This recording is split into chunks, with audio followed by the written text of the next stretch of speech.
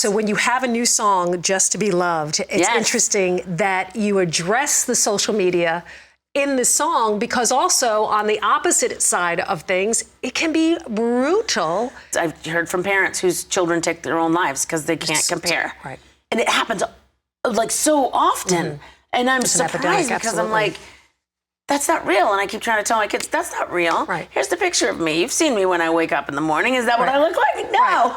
Yeah. I got no lashes on in the morning. It's not just for young girls, it's for young boys too. Yeah. It's for everybody across the board. Somebody and said this that. is really highlighting that problem. It is a problem. But adults do the same thing. We do. And that's why I turn off sometimes. Sometimes you just got to not look. Well, I've met people whose lives are so perfect online and everything is staged just so lovely and beautiful lighting around the Christmas tree and the children and this and that. Then you walk into their house and you're like, this is a mess. Wow, you guys are a hot mess. I think that once I had a relationship with Christ, Pastor John Piper said that one of the greatest things, he was like, if we knew how much God really loved us, we would all carry ourselves differently. We wouldn't have to compare. We wouldn't want to tear down. We wouldn't, we would be totally satisfied, different, we are. Right? You would be content. And so that's the gist behind this song. When we went in to write it, it was a conversation.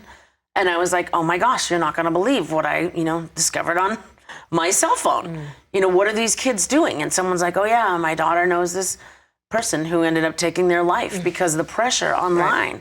And I was like, man, if they just knew how much God already loved them. And that's the gist of like the bridge. It's, you're loved just the way you are, beautiful just the way you are.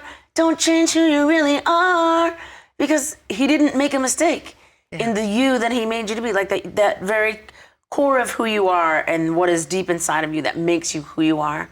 That's what he stitched together.